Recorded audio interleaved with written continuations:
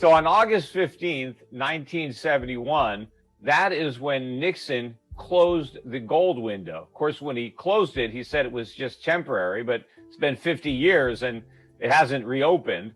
But what you spoke about FDR in 1933 is true, because that's the year when the government made it illegal for Americans to own monetary gold.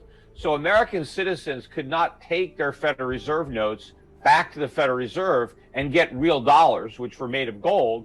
All they could do was negotiate, circulate the Federal Reserve notes. But if you were not American, if you lived outside the United States, you were still able to take your Federal Reserve notes to the Federal Reserve and actually get paid the gold that the notes promised to pay. And so that continued up until 1971. And basically what was happening in the late 1960s, early 1970s, was we started to run very big deficits in the 1960s to pay for the war in Vietnam, to pay to go to the moon, to pay for the war on poverty, and all sorts of government programs. They called it guns and butter, and we had both, yet we didn't pay for either. And so we ran these big deficits, and the Federal Reserve was then monetizing the deficits. Now we call it QE.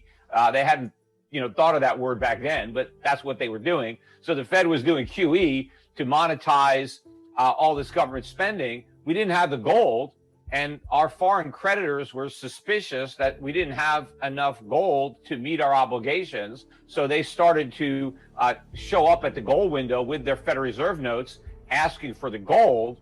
Well, we didn't have enough.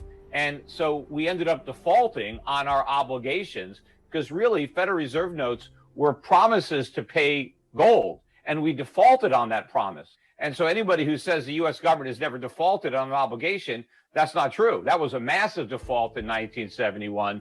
And, we've been on this fiat-based monetary system ever since. And I think this system is now on the verge of an implosion.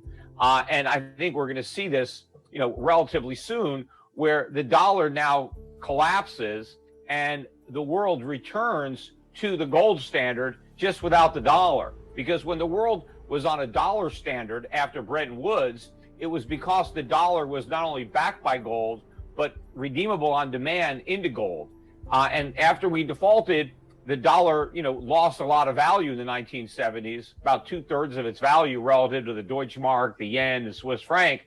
But it continued to serve as the reserve, and it's a reserve currency to this day. I think that status is what's in jeopardy. Well, gold is real money. And, my father taught me about gold a long time ago. In fact, before we went off the gold standard, my father was one of the few people who actually testified in front of the Senate Committee on Money and Banking against going off the gold standard. And my father was the only one that said that if we went off the gold standard, the price of gold would go up, and that the value of the dollar would go down, and that we'd have lots of inflation. All of the other government witnesses, including the then Secretary of the Treasury and the then head of the Federal Reserve, they all said that if we went off the gold standard, the price of gold, which was about $35 an ounce at the time, they said the price of gold would fall. They thought the dollar was supporting gold instead of the other way around. So they were talking about how great the economy was going to be if we can only remove the shackles of the gold standard. And my father was the only one who testified and got it right, because he laid out exactly what was going to happen in the 1970s. And it happened exactly the way he said, and the exact opposite of what the Secretary of the Treasury and the Federal Reserve said. And you know what? The Secretary of the Treasury and the Federal Reserve head are just as incompetent now, maybe even more so than they were back then. They have no idea the damage that they have unleashed from their policies, especially the mistakes that they've made since COVID. I mean, the Federal Reserve has done everything wrong since COVID. And despite the fact that everybody is praising them for what they did, remember, everybody praised them for all the bailouts and all the stimulus following 2008. And they praised them when they bailed everything out after the dot-com bubble popped. But all those were policy mistakes. What the Federal Reserve should have done following the outbreak of COVID was withdraw money from circulation, allow interest rates to go up. Because the problem with COVID, and I said this at the time, was a supply problem. People were leaving their jobs. Companies were shutting down.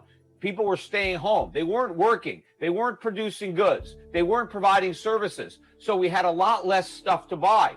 What the Federal Reserve needed to do was reduce the money supply so that money supply went down with goods supply.